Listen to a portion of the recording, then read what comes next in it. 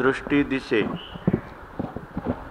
परी साचकी द्रष्टा असे, आता नाही तेथ कैसे देखिले होय.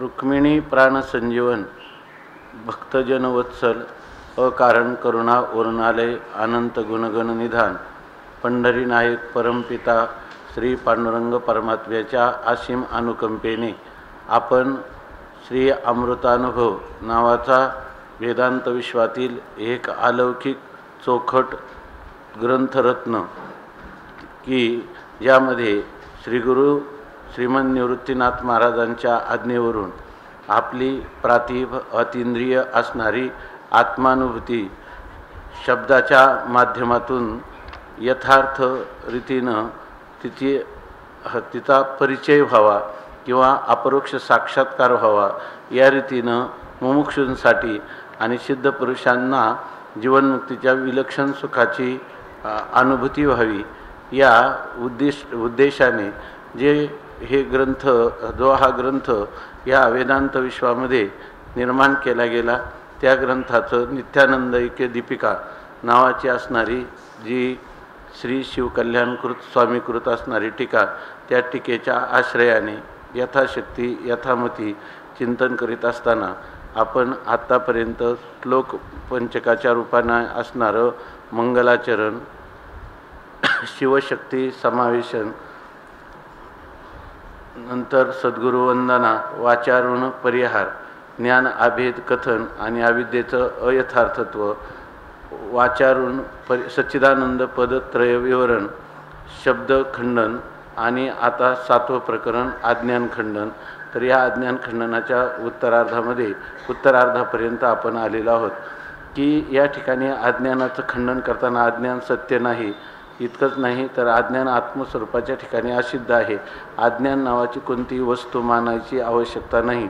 किंबहुना वेदांत शास्त्रामध्ये कार्याची प्रतीती होते किंवा दृश्य जगत दिसतं म्हणून आगापै पंडकुमारा येता स्वरूपाची आघारा करीतसे आडवारा विश्वाभास जो हा विश्वाभास दिसतो म्हणून ह्या विश्वाभासाचं कारण आत्मस्वस्वरूपाचं अज्ञान हे मानलं पाहिजे असं अध्यारोपाच्या भाषेत जे सांगितलं जातं ह्याचीसुद्धा आत्मस्वरूपाच्या ठिकाणी कधीही दखल घेण्याची गरज नाही. आत्मस्वरूपाच्या ठिकाणी ही गोष्ट कधीही आत्मस्वरूपाच्या समोर अज्ञान किंवा अज्ञान कार्य किंवा या ठिकाणी असणारी जी त्रिपुटी द्रष्टा दृश्य आणि दर्शन ही त्रिपुटी आत्मस्वरूपाच्या ठिकाणी कधीच येत नाही. क्षणभर भासली तरी ती फक्त प्रतीती मात्र किंवा वाचारंभन मात्र आहे आणि तीही आत्मस्वरूपाच्या ठिकाणी काही विकार निर्माण न करता पूर्वरूपम अपरित्यज्य अवस्थांतरभानम एवढंच तिचं स्वरूप आहे. म्हणून मुमुक्षुला ह्या त्रिपुटीचा किंवा अनंत त्रिपुट्या जरी भासत राहिल्या तरी स्वयंप्रकाश आत्मस्वरूपाला त्या कधीही अज्ञान कार्य म्हणून त्याच्यावर कोणत्याही प्रकारचा त्याच्यामध्ये विकार किंवा त्याच्यामध्ये द्वित्व निर्माण करण्याला असमर्थ आहेत. किंबहुना त्या द्रष्टा जेव्हा आपल्या दृङ्मात्र असणारा द्रष्टा जेव्हा आपल्याला विषय करायला जातो त्याचंच नाव दृश्य असं येतं.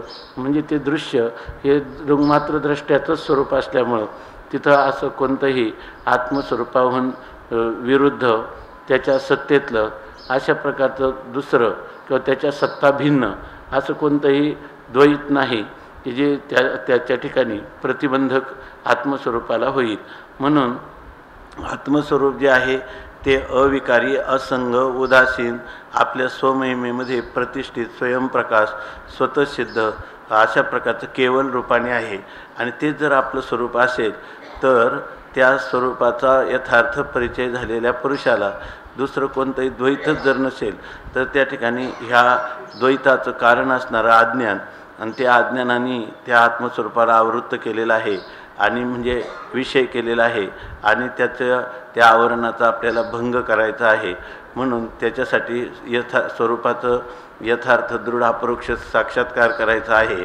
अशा प्रकारची कोणतीही स्थिती नाही हे सांगण्यासाठी आपल्याला स्वरूपस्थितीचं जे ज्ञानघनत्व आहे किंवा सद्घनत्व किंवा आनंद घनत्व केवलत्व याच्या याचं दार्ढ्य करणारे अशा प्रकारच्या शब्दाचा प्रयोग करून आपली आत्मस्थिती अभंग कशी, अच्छेद्य कशी, हे ज्ञानोबा या ठिकाणी सांगतात. तर त्यामध्ये आतापर्यंत चिंतन करीत आपण 204 7वं प्रकरणाच्या 204 ओळीपर्यंत आलो. अज्ञान खंडन हे जे 7वं प्रकरण आहे त्याची 204 क्रमांकाची ओवी आहे.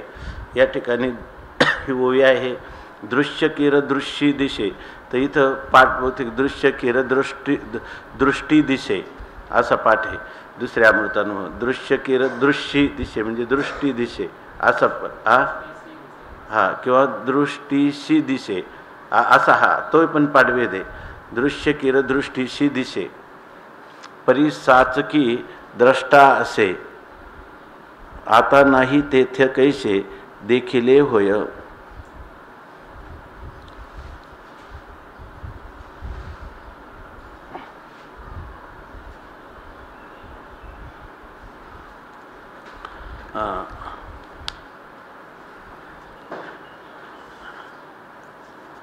आता हे अज्ञान खंडन करत असताना अज्ञानाचं कार्य जी असणारी त्रिपुटी आहे, द्रष्टा, दृश्य आणि दर्शन. त्यापैकी ते म्हणतात दृश्य किर दृष्टी दिशे, दृष्टीशी दिशे. आपल्याला दृष्टीशी दृश्य किर दिशे, द्रष्ट्याच्या दृष्टीला दृश्य म्हणून या ठिकाणी किर दिशे निश्चयाने आपल्याला दिसतं. म्हणजे द्रष्ट्याला दृष्टीच्या द्वारा मी दृश्याला पाहत आहे अशा प्रकारचा व्यवहार त्या ठिकाणी घडतो. परी साचकी द्रष्टा असे, परंतु हा जरी व्यवहार घडत असला तरी खऱ्या अर्थाने पाहिलं तर दृष्टी आणि दृष्टीला जे दृश्य दिसतं तरी स्वतंत्र दृष्टीला दृश्याचं ज्ञान होत नाही. कारण दृष्टी किंवा दृष्टी म्हणजे वृत्ती, ती वृत्ती काय आहे, जड आहे आणि ती ह्या दृश्याला विषय करण्याला स्वतंत्र रीतीनं असमर्थ आहे. तिच्या पाठीमागं दृंगमात्र द्रष्ट्याचं जे बल आहे, त्याचं जे अस्तित्व आणि त्याचं जे ज्ञानरूपता आहे, म्हणजे त्याचं जे सत्ता आणि स्फूर्ती आहे, त्याला घेऊनच त्या ठिकाणी त्या दृष्टीला दृश्य दिसतं. म्हणजे खरं जर पाहिलं तर त्या ठिकाणी दृष्टी आणि दृश्य हा व्यवहार जरी आपल्याला दृष्टीच्या द्वारा दृश्य आपल्याला दिसत असलं, परंतु साचकी द्रष्टा असे, खऱ्या अर्थाने त्या ठिकाणी काय आहे, खरा द्रष्टाच आहे. द्रष्टा आहे म्हणजे दृश्य सापेक्ष आलेलं द्रष्टेपण, ते द्रष्टेपण या ठिकाणी तो द्रष्टा हे त्याचं स्वरूप नसून ते दृंगमात्र द्रष्टेपणाने किंवा द्रष्टेपण म्हणजे द्रष्टृत्व असं जरी शब्दप्रयोग असला तरी तो खऱ्या अर्थाने दृंगमात्र द्रष्टा किंवा स्वरूपभूत द्रष्टा, आपलं स्वस्वरूप रूपाने असणारा द्रष्टा, तोच द्रष्टा त्या ठिकाणी आहे. म्हणून साचकी द्रष्टा असे, द्रष्टाच आहे. आणि तो द्रष्टासुद्धा काही विकाराला प्राप्त झाला असं नाही, तो निर्विकार स्वरूपाने असणारा द्रष्टाच आहे. आपल्याला फक्त त्या ठिकाणी हा द्रष्टाच्या ठिकाणी द्रष्टृत्व दृश्य सापेक्ष आलेला आहे आणि त्या दृष्ट्याने दृष्टीच्या द्वारा दृश्याला पाहिलेलं आहे अशा प्रकारचा व्यवहार आपल्याला फक्त भासतो. आता नाही तेथ कैसे देखिले होय.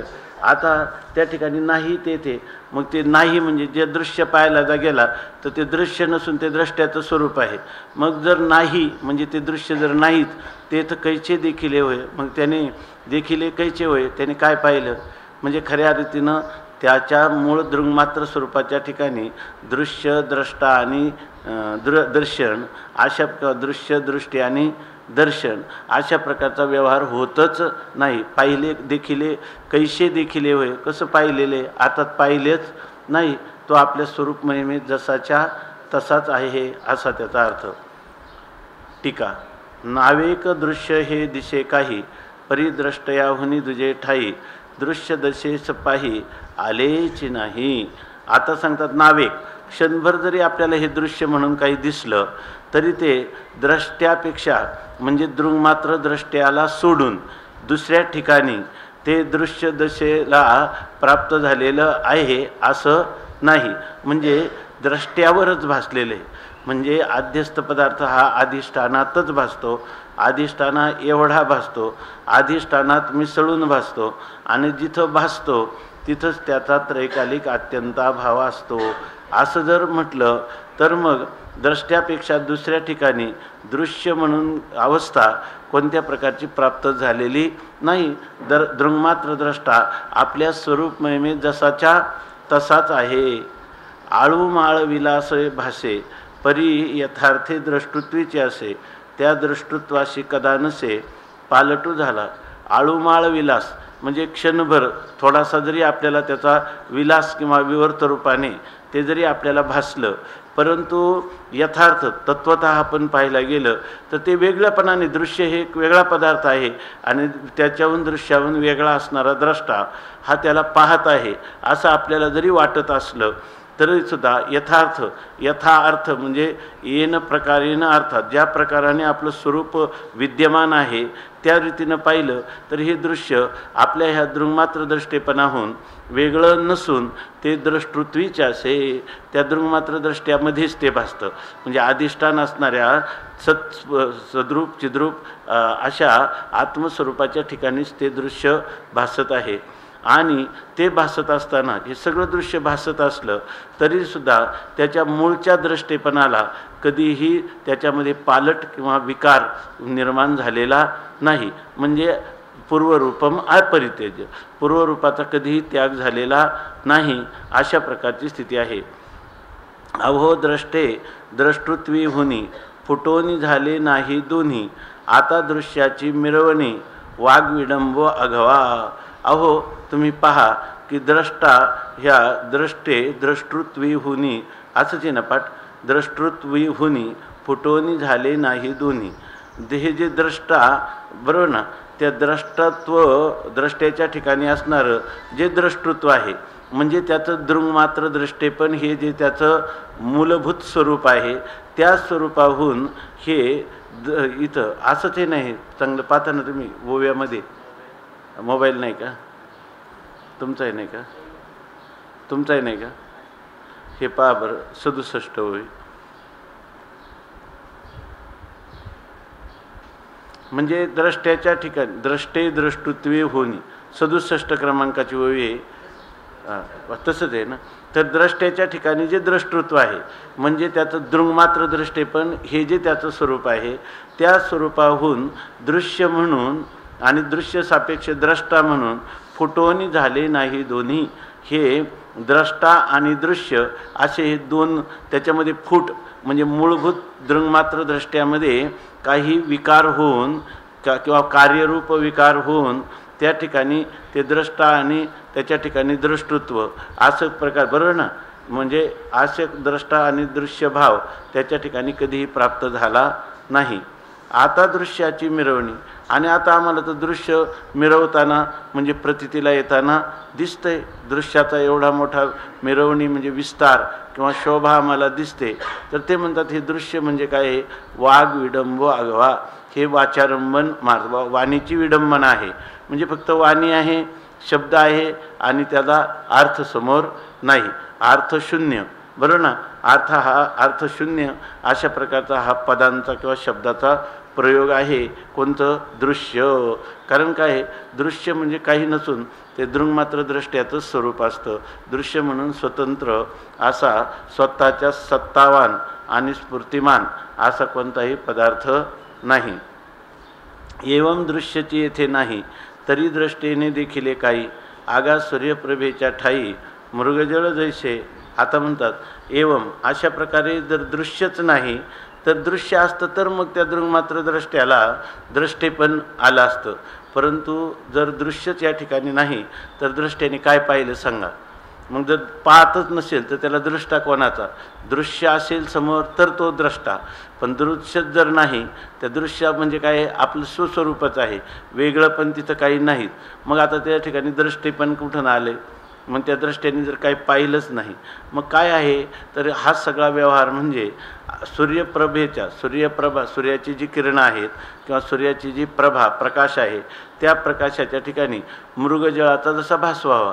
म्हणजे मृगजळ नावाचा कोणताही पदार्थ नसताना सूर्यप्रकाशच जणू काही मृगजळ रूपाने जसा भासावा की जे ज्या प्रकाशरूप सूर्याच्या ठिकाणी मृगजळाचा त्रैकालिक अत्यंत अभाव आहे, त्याप्रमाणे ज्याचा अधिष्ठान आत्मस्वरूपाच्या ठिकाणी त्रैकालिक अत्यंत अभाव आहे, अशा त्या दृङ्मात्र द्रष्टाच त्या दृश्याच्या रूपाने आपल्याला जरी भासत असला तरी त्या ठिकाणी खऱ्या अर्थाने केवळ सूर्यप्रभाच आहे. आपण पाहतो सूर्यप्रभा आणि त्याला म्हणतो मृगजळ. म्हणजे मृगजळ काय आहे? वाग्विडंबन आहे असं.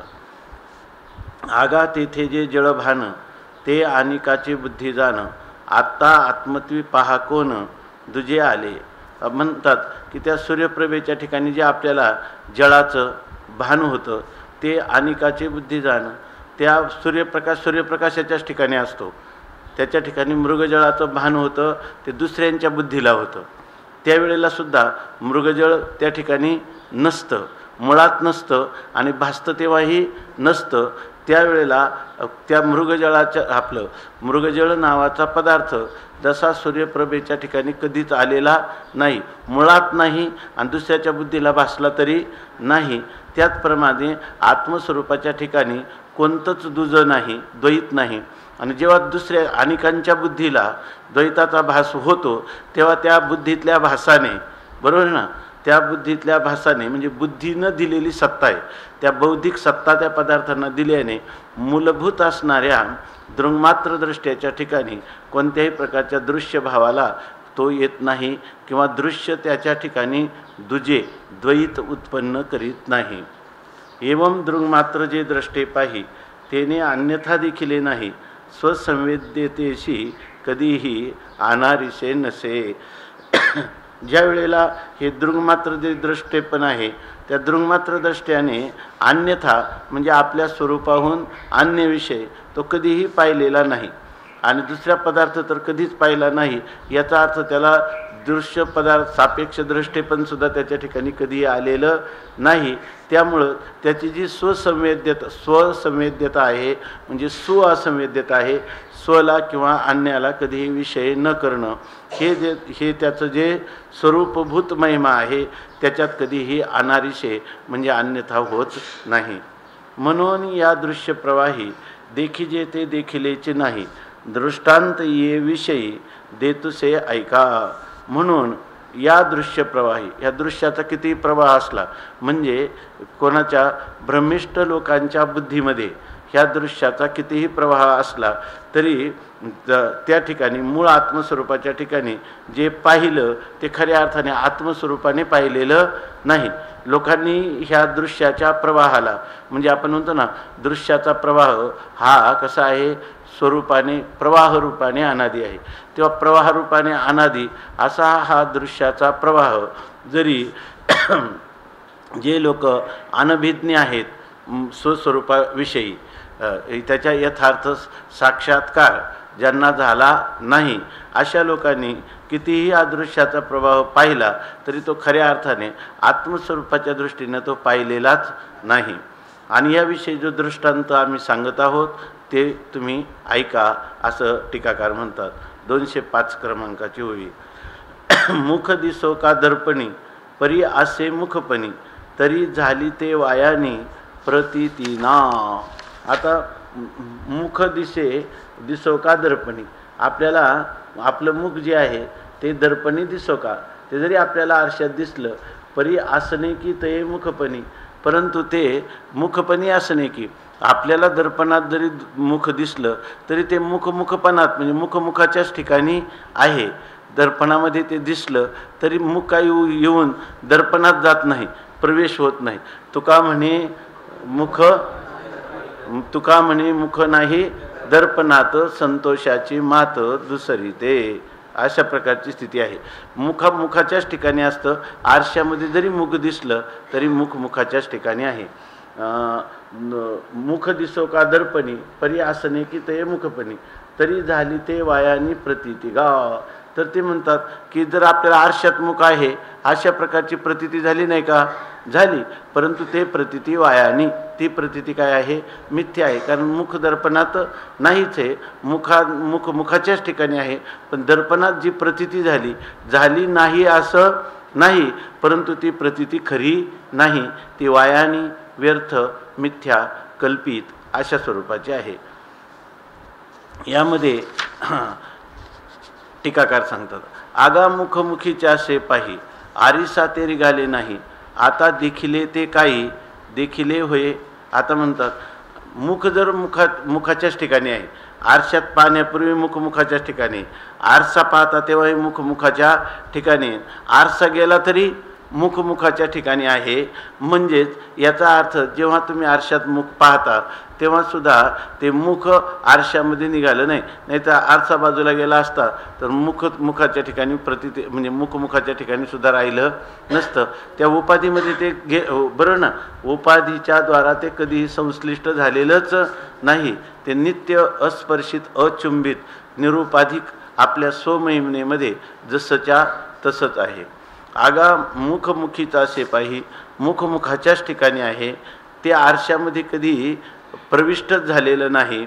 मग आता देखिले ते काही देखिले, आता देखिले होय ते देखिले काही, पण आम्हाला आरशात मुख पाहिलं आम्ही पाहिलं म्हणजे ते काय पाहिलंय का? खऱ्या अर्थाने पाहिलेलंच नाही, कारण मुखाच्या ठिकाणीच आहे. त्या मुखामध्ये कोणत्याही प्रकारचा विकार न होता फक्त त्याचा आरशामध्ये तुम्हाला प्रतीती आली, म्हणून ते जरी पाहिलं का खऱ्या अर्थाने पाहिलंच नाही. पाहिलं असतं तर त्या मुखाला द्वैत काय झालं असतं, द्वित्व किंवा द्वितीयत्व आलं असतं, पण द्वितीयत्व आलंच नाही. ज्यावेळेला आरशात पाहिलं तेव्हा पण नाही, पूर्वी पण नाही, आरसा उपाधी गेल्यावर पण आलेलं नाही. या लागी देखत पाही दृश्याशी दृश्य नाही, आता देखिजे ते जे काही ते आपणच आपण या.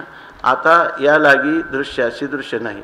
आता याच कारणाने दृश्याला कोणत्याही प्रकारचा दृश्यपणा नाही, कारण त्या ठिकाणी दृश्य हे स्वतःचं सत्ता आणि स्फुरण त्याला आहे असं कधीही सिद्ध होत नाही. म्हणून या दृश्याला दृश्य म्हणता येत नाही. आता जे काही आपण पाहतो ते काय पाहतो, मग आपण मुखच मुखाला पाहत असतं. दर्पणाच्या रूपाने मुखच आपल्या मुखाचा भोग, आनंदाचा भोग घेत असतं. त्याप्रमाणे आपण जे काही पाहतो ते ते पाहणं काय आहे? आपण जे काही पाहतो ते दृश्य पाहणं आहे का आपणच आपल्याला पाहणं आहे? आपणच आपल्याला पाहणं आहे. यासाठी त्यांनी एक उदाहरण हे दिलं आहे. बहुतेक हे सुद्धा ब्रह्मगीतेतलंच असावं किंवा योग वासिष्ठातलं प्रमाण असावं, ते दिलं नाही. उक्तंच कंचन, काही कुठं दिलेलं, उक्तंच कंचन ब्रह्मरत्नस्य जगदित्येव यत् स्थितं तत्तत्कारणकं यस्मात् तेन न व्यतिरिच्यते असाच एक श्लोक. कंचन ब्रह्मरत्नस्य, कोणी एक ब्रह्मरूपी ब्रह्मस्वरूप रत्न आहे. ह्याच्यासाठी त्यांनी उदाहरण दिलं की आपण जे काही पाहतो ते दृश्य पाहत नाही, आपणच आपल्या आत्मस्वरूपाला निहाळीत असतो, पाहत असतो. कंचन उक्तंच, आणि याविषयी प्रमाण पण सांगतात की कंचन ब्रह्मरत्नस्य जगद इति एव यत् स्थितं तत्कारणकं यस्मात् तेन तत् न व्यतिरिच्यते किंवा तेन न व्यतिरिच्यते. कोणी एक ब्रह्मरूपी रत्न आहे आणि त्या ब्रह्मरूपी रत्नामध्ये जगत म्हणून जे काही स्थित आहे, म्हणजे त्या ब्रह्मस्वरूपावर तुम्हाला जगत म्हणून जे काही भासत आहे, तर त्या जगत म्हणजे कोण जगत कुठं भासतं? ब्रह्मस्वरूपावर जगत भासतं. जसं रत्नावर रत्नाची प्रभा भासते त्याप्रमाणे, बरोबर, त्याप्रमाणे ह्या आत्मस्वरूपावर तुम्हाला जगत म्हणून जे भासत आहे तत्कारणकम, ते त्या ब्रह्मरत्नाच्याच ब्रह्मरत्न ह्या जगत भासाला कारण कोण आहे? मूलभूत असणारा अधिष्ठान ब्रह्मरूप आहे. येन भासा सर्वमिदम, काय बरोबर ना, यस्य भासा सर्वमिदम विभाती, हा ऐसा श्रुती काय वायसा ढेकर देते. त्याच्या भासमान मूळ अधिष्ठान भासमान आहे, म्हणजे भासस्वरूप आहे, अधिष्ठान भासस्वरूप आहे, म्हणून आपल्याला आद्यस्थ पदार्थाचं भान होतं, अशी खरी स्थिती आहे. म्हणून ब्रह्मरूपी रत्नावर जगत म्हणून जे काही स्थित आहे, म्हणजे जगत हे ब्रह्माचं कार्य आहे. कारण जन्माद्यस्य यतः असं सांगतात की जन्माद्यस्य यतः, ज्याच्यापासून ज्याची उत्पत्ती स्थिती आणि लयाचं जे कारण असतं, बरोबर ना, तेच त्याच्या उत्पत्ती स्थिती लयाचं जे कारण असतं किंवा जे अधिष्ठान असतं ते अधिष्ठान जर नसेल तर निरधिष्ठान भ्रम होत नाही. म्हणजे याचा अर्थ सगळे भ्रमातले पदार्थ जे आहेत बरोबर का ते काय आहेत अधिष्ठान स्वरूपच आहेत. त्यांना स्वतंत्र ज्या पदार्थाला अधिष्ठाना वाचून स्वतंत्र सत्ता आणि स्फुरण नसतं तो पदार्थ अधिष्ठान ज्ञानानंतर अधिष्ठान स्वरूपच आहे असं आपल्याला त्याचं यथार्थ बोध किंवा यथार्थ अनुभूती येते. आता सांगतात ब्रह्मरूपी रत्नावर जगत म्हणून जे काही त्या रत्नावर म्हणजे त्या ब्रह्मरूपी अधिष्ठानावर स्थित आहे म्हणजे अध्यस्त आहे. तत्कारणकम यस्मात ते त्या कारणापासून झालेले. कारणाचेच गुण कशामध्ये येतात कार्यामध्ये येतात. कारणगुणाः कार्यानुवर्तन्ते कारणाचेच गुण कार्यात येतात.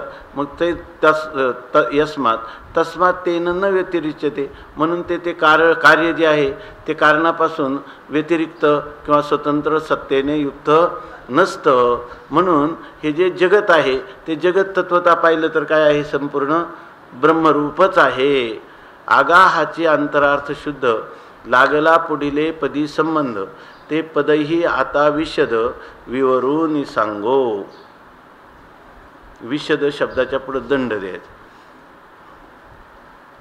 आणि हाच खरा अंतरंग अर्थ आहे. शुद्ध अंतरंग अर्थ आहे की आध्यस्थ पदार्थ हा तत्वतः अधिष्ठान रूपच असतो. हा जर शुद्ध असा जर अंतरंग अर्थ होत असेल कार्यकारण भावाचं जेव्हा आपण चिंतन करतो तेव्हा जे कारण आहेत ते कारणाचीच कार्यरूपाने प्रतीती येते.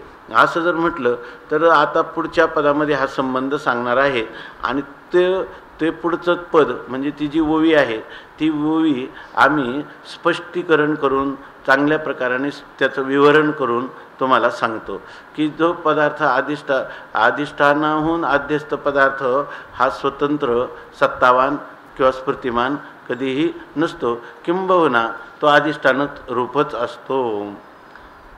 206 क्रमांकाची ओवी. देखताचे आपण याते आलिये निदेचे निहाते स्वप्न ऐसे येथे निहाळीना. देखताचे आपण याते आलिये निदेचे निहाते तया स्वप्न ऐसे येथे निहाळीता. तर ते म्हणतात की झालीये निदेचे निहाते म्हणजे आपल्या निद्रेच्या किंवा झोपेच्या हाताने म्हणजे झोपेच्या योगाने जे आपण याते देखताची आपणच काय करतो निद्रेच्या योगाने आपणच पाहतो. असं काय तया स्वप्ना ते स्वप्न जे आहे तो स्वप्न काय होतं निद्रा नावाच्या दोषामुळं आपणच काय करतो निद्रा दोषाला पुढं करून म्हणजे सुषुप्तीला पुढं करून सुषुप्ती किंवा निद्रा दोषाला पुढं करून त्या निद्रेच्या माध्यमातून आपणच आपल्याला पाहत असतो. कोणत्या रूपाने स्वप्न रूपाने. कारण मिथ्या पदार्थाचा द्रष्टा हाच त्याचं उपादान कारण असतो. स्वप्नद्रष्टा हाच काय आहे स्वप्नस्थ पदार्थांचं उपादान कारण आहे विवर्तोपादान कारण आहे. म्हणायचं झालं तर पुढं अभिन्न निमित्तोपादान कारण आहे ऐकी नाही. म्हणून या ठिकाणी म्हणतात की तया स्वप्न ऐसे येथे निहाळीता.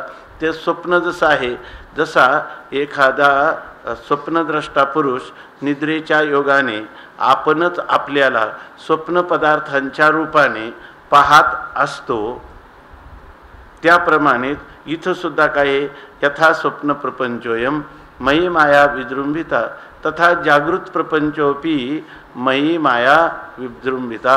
मीच माझ्या मायेच्या योगाने माझ्या यथार्थ स्वरूपाला बरोबर ना यथार्थ स्वरूपाला काय यथार्थ स्वरूपालाच अवलोकन करीत आहे.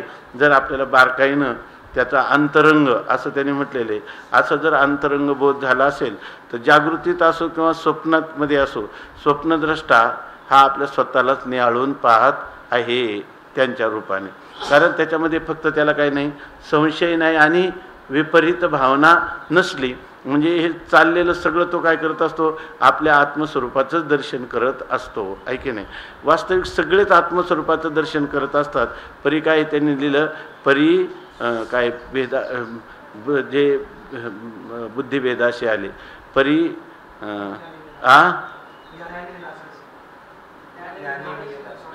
परी ज्ञानेविन नाशिले जे बुद्धिभेदाशी आले तेने एकची तया कल्पिले अनेकत्व अशी स्थिती झालेली.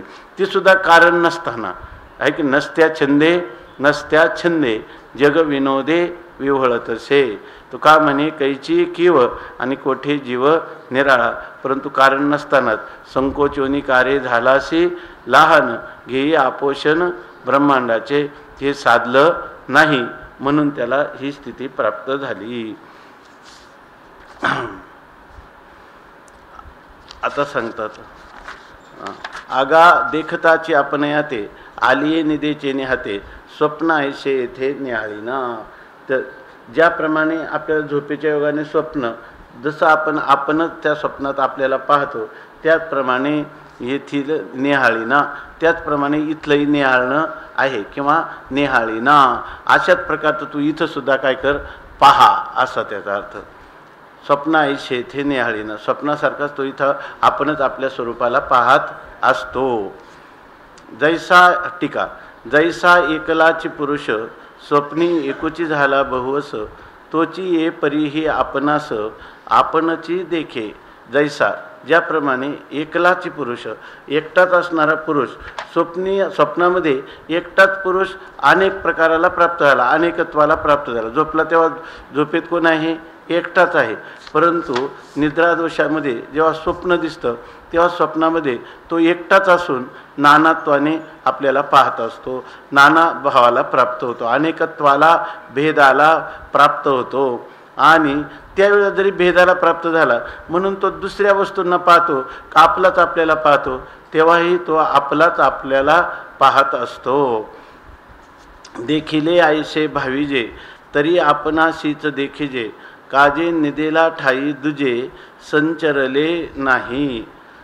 परवा हे असं काही लोकांनी सांगितलं की कोणाला हे जे स्वामी शिवतत्वानंद त्यांनी नागपूरला आश्रम सुरू केला आणि ते त्यावेळेला स्वातंत्र्यपूर्व काळ होता. मग सगळ्यांचं चाललं होतं की भारत माता स्वतंत्र व्हावी. आता ती कशी सुद्धा काही लोकांनी सांगितलं की चले जाव सारखं जहाल असं प्रकारचे आपण चळवळ सुरू केली पाहिजे. काही लोकांनी सांगितलं शांततेच्या मार्गाने. काहींनी सांगितलं हळूहळू आपल्या देशातलं शिक्षणाचा प्रचार वगैरे पाडून लोकजागृती करू शकतो. आणि काहींनी सांगितलं की अध्यात्माच्या द्वारा करू शकतो. आणि त्याच्यात पुन्हा काय सांगितलं की काहींनी सांगितलं की केवळ अध्यात्माचाच प्रचार झाला पाहिजे त्याच्याशिवाय आपला देश स्वतंत्र होऊ शकणार नाही. आणि देश स्वतंत्र झाला तरी फक्त स्वतंत्र होईल.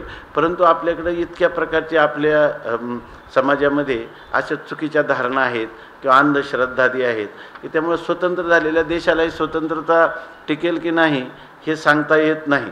म्हणून सगळ्या गोष्टींचा विचार केला पाहिजे अशा अनेक विचारवंत उदित झाले. त्याच्यामध्ये हे जे शिवतत्वानंद आहे तर त्यांनी सांगितलं की अध्यात्म हे सर्वात महत्त्वाची गोष्ट आहे. आणि ते अध्यात्म म्हणजे असं नाही अत्यंत विशुद्ध स्वरूपात केवळ अध्यात्म.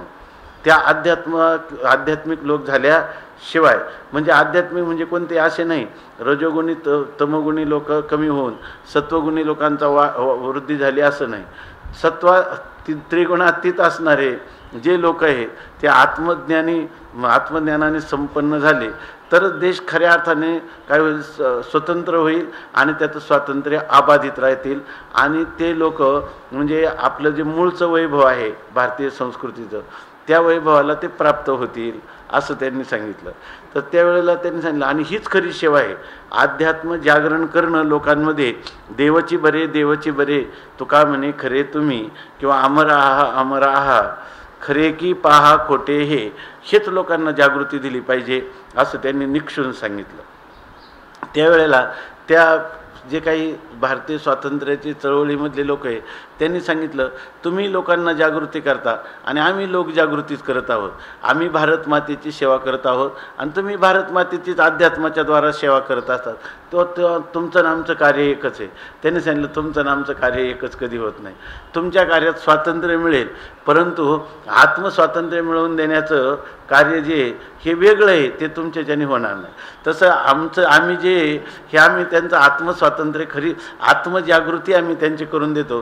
त्यामुळे त्यांना जी शांती प्राप्त होईल यात तुमच्या कार्याने काय होईल फक्त भारत स्वतंत्र होईल.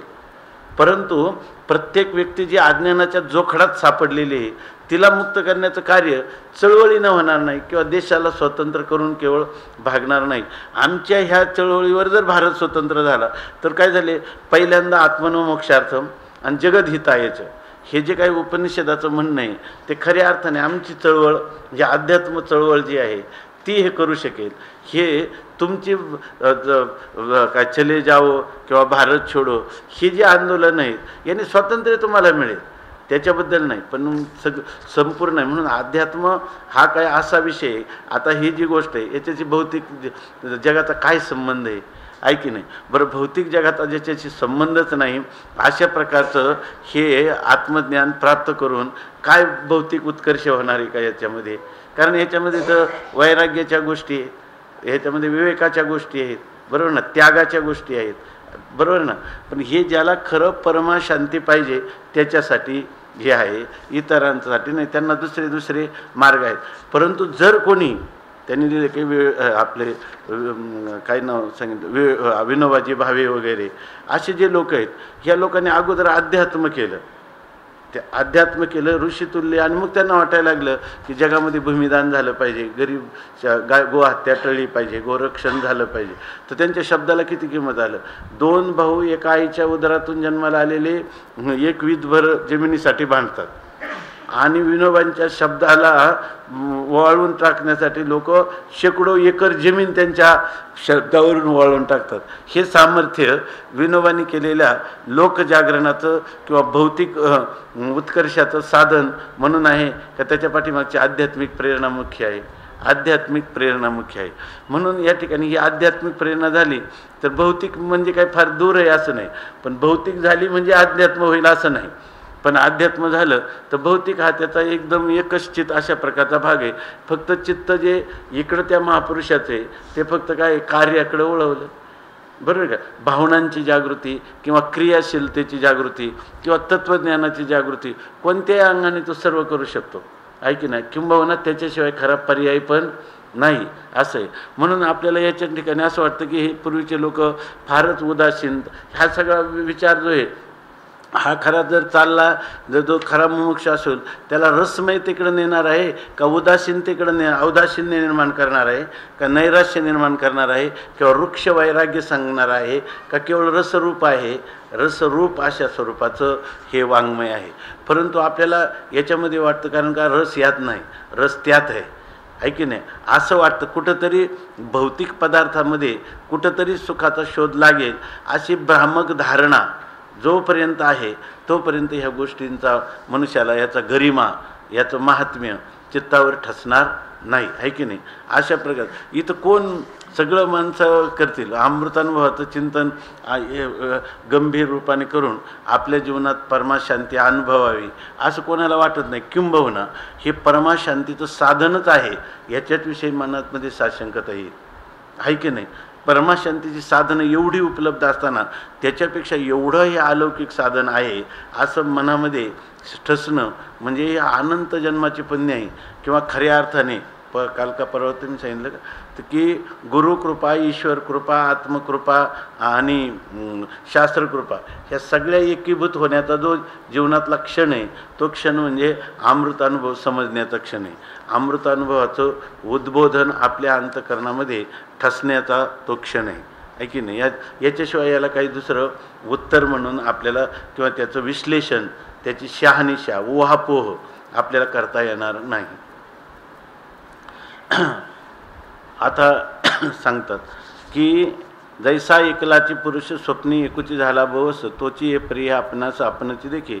आता स्वप्नामध्ये एखादा पुरुष आहे तो अनेकत्वाला प्राप्त होतो आणि तो त्यावेळेला ते स्वप्नातले पदार्थ पाहत असतो का आपणच आपल्याला पाहत असतो, आपणच आपल्याला पाहत असतो. देखिले ऐसे भाविजे तरी आपणाशीच देखिजे काजे निदेला ठाई दुजे संचरले नाही. हे कसं आहे फारच शांतावस्थेमध्ये एकांतामध्ये, बरोबर ना. त्यांनी ते लिहिलं ना हे ह्याचं वर्म हे अमृतानुभवाचे तुकाराम महाराजांनी एक त्या अभंगामध्ये सांगितलं. आनंदे एकांती प्रेमे ओसंडत घेऊ अगणित प्रेमसुख. काय गौप्यधन, हे गौप्यधन आहे. गौप्यधन नाही वारा लागो यास पाहून इदू वास दुर्जनांशी, धनी दृष्टी लागे आवडीच्या रसा, शिवून जिरे तैसा आपणाशी, आपल्याला जिरेल तसं म्हणजे आपण त्याचं सेवन करावं. तुका म्हणे ते हे बहु सुकुमार. या ठिकाणी तुका म्हणे ते हे बहु सुकुमार, न सावे भार वचनाचा. या ठिकाणी चर्चेचा शब्दरूपी भार सुद्धा ह्या अमृतानुभवातल्या यथार्थ अनुभूतीला सहन होत नाही. वचनाचा भार सुद्धा सहन होत नाही. वचनाचा भार सहन होत नाही तर मग ज्ञानाचा भार सहन होत नाही. भोक्तृत्वाचा भार सहन होत नाही. कर्तृत्वाचा भार सहन होत नाही. म्हणजे कर्तृत्व, भोक्तृत्व, ज्ञातृत्व यांनी विवर्जित असणारी शब्दाला अविषय अशा प्रकारची ही स्थिती आहे. ती खऱ्या अर्थाने कोणत्याही प्रकाराने अवर्णनीय, अवाच्य अशा स्वरूपाची आहे. म्हणून कोणीतरी एखादा भाग्यवान असेल की त्या भाग्यवानाला याचं महत्त्व खऱ्या अर्थाने कळेल, आहे की नाही. कारण ह्याच्यामध्ये राहणं म्हणजे आपल्या स्वत्वाला पूर्णपणे तिलांजली देणं. तेव्हा माशी सगळ्या ठिकाणी बसते पण विस्तवावर बसत नाही. त्याप्रमाणे माणसाला आपलं काही जरी झालं तरी अमृतानुभवाचा चिंतक रूपाने तरी आपण अस्तित्वात असावं असं जर वाटेल तोपर्यंतही त्याला अमृतानुभवाची झळक लागणार नाही. आता हे आपण पाहिलं बरोबर ना. आपण आपल्या ह्या ववीसाठी सांगितलं, टीकेतली ववी आहे की देखी जे ऐसे भावीजे, आपण आपल्या आत्मस्वरूपाला पाहिलं अशी भावना करायची बरोबर ना. किंवा स्वप्नामध्ये आपण स्वप्नातल्या पदार्थांना पाहिलं ऐसे भावीजे अशीच आपण भावना करायची. बघा स्वप्नातले पदार्थ पाहत होता का आपणच आपल्याला पाहत होता, तरीसुद्धा आपण भावना काय करायची, त्या स्वप्नातल्या पदार्थांना पाहिलं अशी भावना करायची. पण भावनाचंही तत्वतः तरी आपणाशीच देखील. तेव्हा त्या स्वप्नातल्या पदार्थांना आपण पाहिलंच नाही, आपण आपल्यालाच पाहिलं, ही खरी स्थिती आहे. कारण जे निदेला ठाई दुजे संचरले नाही. कारण ज्या ठिकाणी आपण झोपलेलो आहे त्या ठिकाणी दुसऱ्याचा प्रवेश झालेला नाही, ऐकी नाही. त्या ठिकाणी दुसऱ्याचा प्रवेश झाला नाही. फार बारकाईनं विचार केलं दुसऱ्याचा कसा, तुम्ही मागं म्हणले ना निदेचेने हाते, झोपेचा प्रवेश झाला तेव्हा स्वप्नरूपाने तुम्हाला पाहिलं. चांगलं बघा. परंतु असं सुद्धा घडलं नाही. कारण ज्यावेळेला त्यानं तुम्ही झोप नावाचा पदार्थाने स्वप्न दिसलं म्हणता ना, तेव्हा ज्या वेळेला तुम्ही जे स्वप्न पाहत होतं तेव्हा झोप होती का? आणि जागं झाल्यावर का झोप नावाचीच कल्पना आहे का? त्या कल्पनेतलं स्वप्न नावाची कल्पना आहे का? ती कल्पना मात्रच आहे का? कल्पना मात्र पदार्थ नसतोच का? कल्पनेचा द्रष्टाच असतो का? द्रष्टाच कल्पना रूपाने भासतो. हे सगळा प्रपंच आहे की नाही, असं आहे की नाही. म्हणून देखील ऐसे भावीजे, तुम्ही त्याला पाहिलं अशी तुम्ही भावना करा, परंतु आपणाशी ते देखील, ही तुमची भावना आहे. भावना म्हणजे वस्तुस्थितीनं तुम्हाला पाहिलेलं आहे. पण दुसऱ्या दृश्य पदार्थाला स्वप्नस्थ बरोबर ना, स्वप्नातल्या दृश्यांना, अनेकविध दृश्यांना आपण पाहिलं अशी तुम्ही भावनाच करा. परंतु भावना जरी केली ना तरीसुद्धा भावनेने काय पदार्थाचा जो यथार्थ पदार्थ आहे तो अन्यथा भावाला नाही प्राप्त झाला. तुम्हालाच पाहत होते तेव्हासुद्धा तुम्हालाच पाहत होते. तरी आपणाशीच देखीजे, काजे निदेला ठाई दुजे संचरले नाही. त्या झोपल्या जागेवर तुमचं दृग्मात्र दृष्टीपण सोडून दुसऱ्या कशाचाच संचार झालेला नाही. केवळ तुम्हाला पाहत होते, असं खरी स्थिती आहे. ठीक आहे ना. आता हे जे देखिले काही ते देखिलेची की नाही, म्हणून हेची पाही पुढे ही बोले. आता हे जे देखिले काही, आता तुम्ही जे काही पाहिलं स्वप्नामध्ये ते देखिलेची की नाही, की खरं तुम्ही पाहिलं की नाही पाहिलं? नाही देखिलेची की. जे तुम्ही आतापर्यंत पाहिलं ते पाहिलंच नाही. अनेकत्वाला पाहिलं ते पाहिलंच नाही. दृश्याला पाहिलं ते पाहिलंच नाही. म्हणून हेची पाही पुढेही बोले. तुम्ही आपणच आपणाला पाहत होतात. ही गोष्ट काय दगडावरच्या रेघे इतकी स्पष्ट आहे आणि अबाधित आहे की नाही. वास्तव अशी हीच खरी वास्तवता आहे. हेच आम्ही आणखी पुढेही बोलणार आहोत. तरी निद्रिस्तू सुखासनी का वाला अनवाहनी, तिथं काय आहे? वाहिला का? निद्रस्त सुखासनी वाहिजे अनुवाहनी. तर तो साचकी काही, तो साचे काय ते सनी दशा पावे. तो ना, तो साच काही, तो साच काही, तिथं साचे काही आहे का? ते तुमच्या याच्या साच काहीच आहे ना. तोची साच काही ते सनी दशा पावे. आणि निद्रस्तु सुखासनी पुढं काय आहे?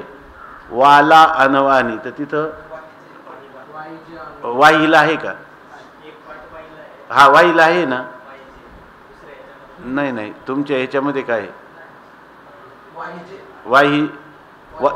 वाहिजे अनवानी, वाला नाही ना.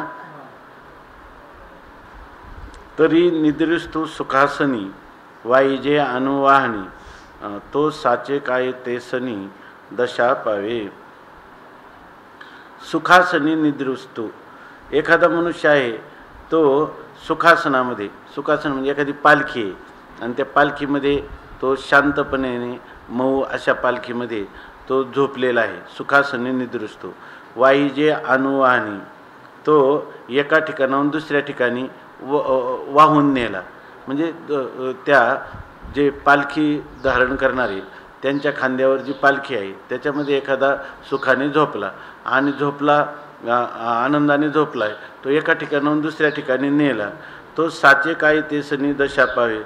तर तो दुसऱ्या ठिकाणी नेला तरी त्याला काही दुसरे, आता इथं झोपलेला मनुष्य आहे, पालखीनं त्याच्या कोणत्याही प्रकारच्या झोपेमध्ये कोणताही बिघाड न होता जर तो मनुष्य त्या पालखीने वाहून दुसऱ्या ठिकाणी नेला तर तो काय दुसरा होतो का? का तो पुरुष तोच राहतो? कारण त्याच्यामध्ये कोणत्याही प्रकारचं त्याला कुठलाही त्रास न होता तो जर एका ठिकाणाहून दुसऱ्या ठिकाणी गेल्याचा व्यवहार जरी घडत असला तर त्या जाण्याने ते सनी दशा पावे. तो तशा दिशा झोपी गेलेला मनुष्य आणि त्याचं जे सुख आहे ते दुसऱ्या ठिकाणी गेलेली काही कमी जास्त झाले का? काही नाही. तो काही त्या प्रकारच्या स्थितीला खरोखर प्राप्त होतो काय? की शिशेविन एक एके दाविले राज्य करीती रंके, तैसेची तिये सतुके आथी काही, सतुके आथी काही, असंच आहे ना. ते सतुके आथी काही. शिशेविन एक एके, जसा मनुष्य शिर राज्य करीती रंके शिशेविन एक एके दाविली. तर ते म्हणतात एका ठिकाणी काय झालं की शिशेविन, शिस म्हणजे शिर किंवा मस्तक, आणि त्या मस्तका वाचून एक एके म्हणजे एक एक असे रंके राज्य करीती दाविली. आपल्याला असं एक स्वप्न पडलं आणि त्या स्वप्नामध्ये असं म्हटलं की मस्तक तर नाही आणि मस्तकहीन अशी असणारी दरिद्री, अशा प्रकारचे रंक म्हणजे दरिद्री असणारे लोक, ते लोक काय करतात? राज्य करीती दाविली, एखाद्या राज्य करायला लागले बघा ना, आणि एकमेकाला दाखवायला लागले. हे बघा ना, यांना काही नाही. हे का मनुष्य दुसऱ्यांना दाखवायला लागला, एक मनुष्य दुसऱ्याला दाखवायला लागला की हे बघा ना, ज्यांना धड नाही म्हणजे शिर नाही अशा प्रकारचे हे दरिद्री लोक आणि हे राज्य करायला प्राप्त झाली असं दाखवायला लागलं. तितुके सतुके आथी काही, तेवढे ती सगळी खरी आहे का? हे सगळं स्वप्नामध्ये ना. स्वप्नामध्ये स्वप्न पडलं आणि स्वप्नामध्ये काय झालं? दरिद्री लोक होती, त्यांना धड नव्हतं, शिर नव्हतं, शिरा वाचून धड होतं आणि त्या धडाने ते राज्य करीत होते. आणि हा सांगायला पाहना काय आश्चर्य या, आणि शिवाय हे दरिद्री लोक यांना राज्य प्राप्त झालं. बरं, यांना धड पण फक्त धडच आहे पण शिर नाही. ऐक नाही, हा सगळा प्रपंच कुठं पाहिला? स्वप्नामध्ये पाहिला. तर ते सतुके आती काय, ते सगळं खरं आहे का? ते सगळं खरं आहे का? नाही. का ते धड शिरा वाचून धड असणारी जी लोक आहेत ती कोण झाला? हात झाला की नाही? मग शिर कोण झाला? शिरा वाचून धड कोण झाला? हात झाला. रंक कोण झाला? हात झाला. आहे की नाही? आणि राज्य कोणी त्यांना समर्पण केलं? यांनी. आणि राज्य करताना पाहिले कोणी? यांनी. मिथ्या पदार्थाचा द्रष्टा हाच त्याचं उपादान कारण असतो. काय माऊलींना हे कुठून संकल्प हे अशा स्फुरण झाला असेल दृष्टांताचं काय माहिती आहे की नाही? शिवाय कसे दरिद्री आहेत, पुन्हा धडा केवळ धडाचीच आहे, म्हणजे शिरविहीन धडाचीच आहे, आणि ते राज्य करायला लागले. ऐक ना, म्हणजे याचा अर्थ दृश्याचा भास किती आणि कितीही विरुद्ध जरी तुम्हाला झाला तरीसुद्धा काही नाही, या ठिकाणी भियायचं कोणत्याही प्रकारचं कारण नाही. हे सुद्धा सगळं काय आहे, मात्र द्रष्ट्याचा विलास आहे, आहे की नाही, असं वाटलं पाहिजे. नाही तर परवा दिवशी ते याच्यामध्ये मला तापामध्ये खूप स्वप्न पडली, आणि त्या स्वप्नामध्ये खूप वेगवेगळे असे काही ते मी सांगितली कोणाला ते स्वप्न की एकदम त्याचा कुठलाच काही संबंध नाही, कोणाशी तरी संबंध. पण याच्यानंतर मी विचार काय करायला लागलो की पण काही का होईना कोणत्या तरी जन्माचे संस्कार असल्याशिवाय हे कसं काय आलं, आहे की नाही. हेच माणसाचं अडाणीपण आहे ना, आहे की नाही. वास्तविक त्याला काय पाहून हे सर्व अधिष्ठानामध्ये भासलेलं आहे, जिथं भासलं तिथं नाही असं म्हणावं, किंवा हे चैतन्याचा विलास कसा असू शकतो, तो अनाकलनीय आहे की नाही, होत नसताना भासमान आहे, एवढं करावं. तर त्याचाही पुन्हा संस्काराचा शोध लागला. आता स्वप्नातला मनुष्य आपल्याला स्वप्नात आला, आता स्वप्नातला मनुष्य आता कुठे गेला असेल, जेवला असेल का, साध्या व्यवहारात सुद्धा आपण जर विचार करत नाही, भाडियाचे घोडे निजधामा आणि तारूकडे आहे की गेले कोणीकडे तेही पुढे स्मरेना, अशी जर स्थिती असेल तर ह्या स्वप्नातल्या गोष्टींविषयी विचार करायचा. तुळशीच्या कानात सांगितलं पाहिजे, प्रायश्चित्त घेतली पाहिजे, त्याच्यावरून सूक्ष्म अशा मनातल्या संस्काराची जाणीव करून घेतलं पाहिजे, आणि त्याचे विरोधी संस्कार आपण प्रबल केले पाहिजे. हे मनोविज्ञान आपल्याला बरोबर वाटतं. पण या ठिकाणी आत्माचा आपल्या स्वरूपाला पाहत आहे, आणि त्याच्या ठिकाणी हा बाकीचा तो वाग्विडंबन किंवा आचारमन मात्र भाषा आहे, आणि भाषातल्या पदार्थच नाही, आहे की नाही. मात्र द्रष्टाच आपल्या स्वरूपाला पाहत असताना त्याच्या नसलेला पदार्थ मानून त्याच्या संस्काराचा विचार करणं म्हणजे खऱ्या अर्थाने आपल्या बुद्धीचं, आहे की नाही, सत्सद्विवेक बुद्धीचं, वास्तववादी बुद्धीचं दिवाळं नाही का ते, आहे की नाही. पण ही गोष्ट लक्षात येत नाही. मला वाटायला की याच्यासाठी काय करायला पाहिजे, काहीतरी अजूनही चित्तशुद्धीचं साधन जे ते नामस्मरणादी वाढवायला पाहिजे, काहीतरी त्याला करायला पाहिजे, आहे की नाही.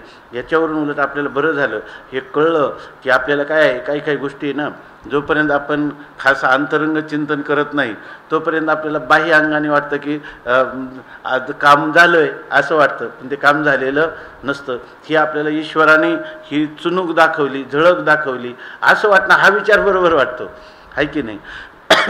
परंतु आपल्या स्वरूपात हे काहीच होणं शक्य नाही, हा विचार काही दृढ होत नाही, आहे की नाही.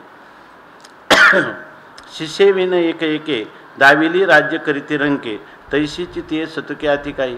तर अशी जी राज्य करणारी जे किती रंक दिसले ते काय सतुके हाती काय, ते काय वास्तव आहेत काय, सत्य आहेत काय, तर मुळीच सत्य नाहीत. ते निद्रा जेव्हा नाही तेव्हा तो जैसा जे ठाई तैसाची स्वप्नी काही न पविजेची की. ते म्हणतात ते निद्रा जेव्हा नाही, त्या निद्रा जेव्हा दोष आलेला नसतो, बरोबर ना, निद्रा जेव्हा नसते तेव्हा तो जैसा जे ठाई, निद्रा नसताना टळटळीत जागृतीमध्ये तो ज्या ठिकाणी असतो तैसाची स्वप्नी काही न पविजेची काय. स्वप्नामध्ये काय, जागृतीमध्ये स्वप्नच रंगवीत असतो, आहे का नाही. आणि स्वप्नामध्ये जागृतीच्या रूपाने काय रंगवीत असतो, स्वप्नच रंग, आहे का नाही, बरोबर आहे ना. स्वप्नामध्ये जणू काही जागृतच आहे, रंग रूपाने काय आहे, स्वप्नच रंगवीत असतो, पण ही गोष्ट काही लक्षात येत नाही. म्हणून म्हणतात ते निद्रा जेव्हा नाही तेव्हा तो जैसा जे ठाई, निद्रा जेव्हा नसते तो ज्या ठिकाणी असतो तैसाची स्वप्नी काही. तसं स्वप्नामध्ये कितीही त्याला अन्यथा भान होत असलं तरीसुद्धा, बहुविधतेचं अनेकत्वाचं भान होत असलं तरीसुद्धा न पविजेची की, तो त्याला प्राप्त होतच नाही की, तो आपल्या स्वरूप महिमेत असतोच की, बरोबर ना. तो का म्हणे साहेब देव आहे तर न पविजेची की, त्या अन्यथा भावाला तो प्राप्त होतच नाही की, म्हणजे त्याचा काय स्वतःसिद्ध जे स्वरूप आहे ते जसंच्या तसंच असतं की, असा अर्थ झाला आहे ना. आता या ठिकाणी टीका आहे, वाचू का. तरी निद्रिस, हा काय, तरी निद्रिस तू सुखासनी वाहिला अनवाहनी तो साच की काही ते सनी दशा पावे की श्रेयविन एक एके दाविली राज्य करीती रंके तैशीची ते सतिके किंवा सतुके सतिके किंवा असं होईल का ते सती के आथी काही सतिके म्हणजे सत्य ते सती के सती आथी काही ते सत्य असतील काय असंही करता येईल ना अर्थ. समजा सत्तुके जर सत्तुकेचा किंवा सतिकेचा अर्थ जर तुम्हाला सत्य असं करायचं असेल तर सत्यके सत्यके आथी काही असंही पण आहे का पाठभेद आहे.